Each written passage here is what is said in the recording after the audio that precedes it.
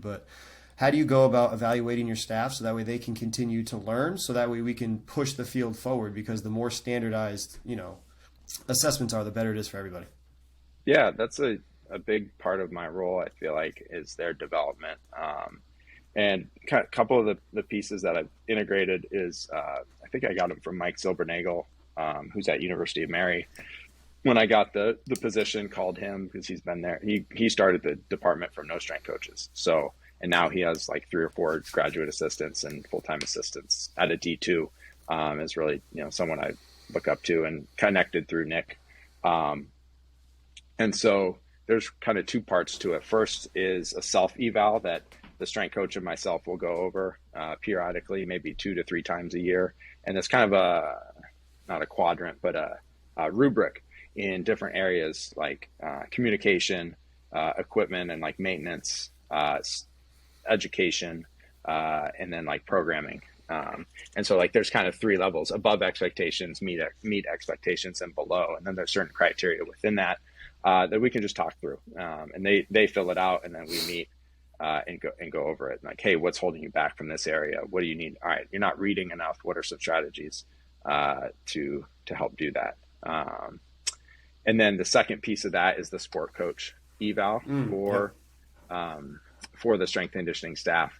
And it's not evaluating, the basketball coach isn't evaluating me on my ability to get people stronger or faster, because that's for my supervisor or us as strength coaches to determine. But it's more, how well are we communicating? How are we working with the athletic trainer? Are we interested in the sport? Are we, an extension of the staff? Are we meeting with recruits?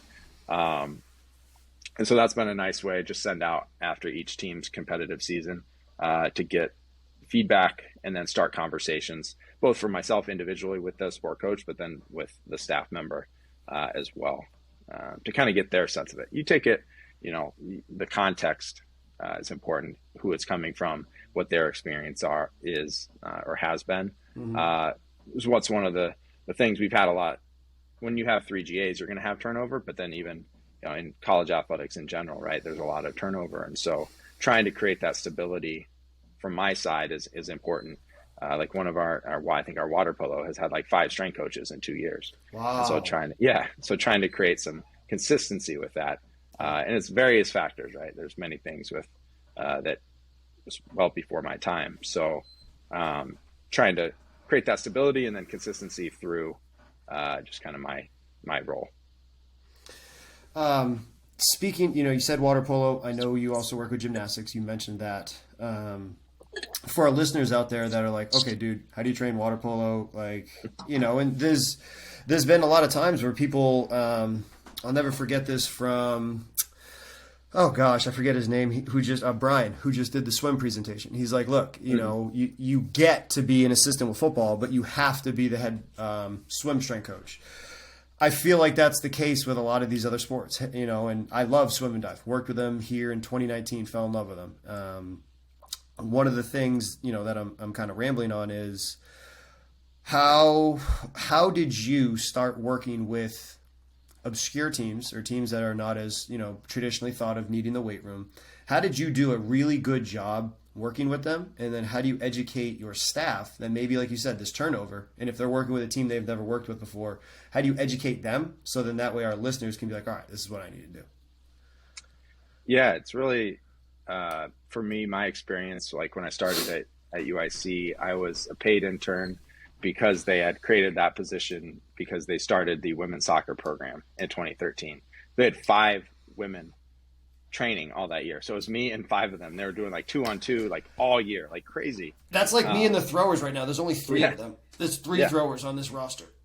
Yeah. And so like the next year they brought in, 21 freshmen or recruits to start the competitive program. But that was my first team. And then I had women's golf and women's gymnastics. And so the only team I could actually see compete was gymnastics. And so the biggest thing, we actually were talking about it today on a GA interview, is like getting out to the sport practice or getting out to the competitions when you can really helps a lot, both for learning a sport you don't know, like Isaac Avon, who works with our water polo, he didn't know much about, he knew of water polo, but nothing about the specifics. So he'll go to practice. He went to every meet he could. That also gets a lot of buy-in in terms of from the athletes, because they see that you're not just a weight room person. So that's something we try to value, but also guarding our time. You're not going to be at every practice.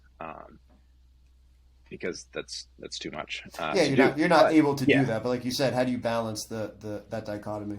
Yeah, it doesn't take a lot of investment from your side, I don't think, to see how invested you are, for the athletes to see how invested you are. And then the actual mechanics of it, of course, needs analysis, doing research on the sport, watching it online. Because that's one of it with our interns we try to do, is like assign them a weird sport that's not normal, like they don't see, like Aussie rules football. We've done sevens rugby. We did boxing one year. So like mixed stuff like that they don't really know about. Gaelic football, but the principles in most sports are the same. In turn, 80 to 90% of what you're going to do is probably similar, right? So trying to take that, but then how you coach in that room might be a little different with gymnastics than you are with golf, than you are with football or basketball or soccer, right? So trying to learn those team cultures, sport cultures, but also the team culture quickly and get on board with that has helped. One of the things that I also wanted to, part of the reason I had you on was I kind of wanted to know, like, what's your passion? How do you continue to do what you do? Because I think you do run a department at a very high level, right? And you said you've only been doing it for 15 months. Like, how have you been able to, whether you'll admit it or not, like, you don't have to, I'll say it. How, like, what's your processes? Like, what's your why? How have you been able to be, again, and I think so successful in the time doing what you've been doing? Well, thanks. I appreciate it. So it doesn't always feel successful, but when you're in the thick of it, but really, I'd say still building the processes. I think eating the elephant one bite at a time, that's been like a mantra this last year, because like you come on and it's drinking through a fire hose. So just trying to really prioritize, like we have a Trello that we share, but then I made my own. Oh, what? Sorry, I'm going to interrupt. It's called Trello, Trello. It's basically like an organizational platform. Okay. It's like almost like a dashboard. You can like pin different things, and you can share them. You can like make checklists. That's been really helpful. That like we have a shared staff one, so all our passwords, all our like cleaning tasks, supplement tracking, all that stuff is on there. But then I have my own for a director one. Then I can have my own, notes and kind of a note taking and organizational. So just using strategies like that, but.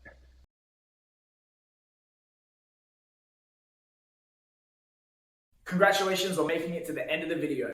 Why don't you celebrate by watching more videos just like it? You can also help us on our quest to placate the algorithm gods by liking, sharing, subscribing, and commenting. Thank you.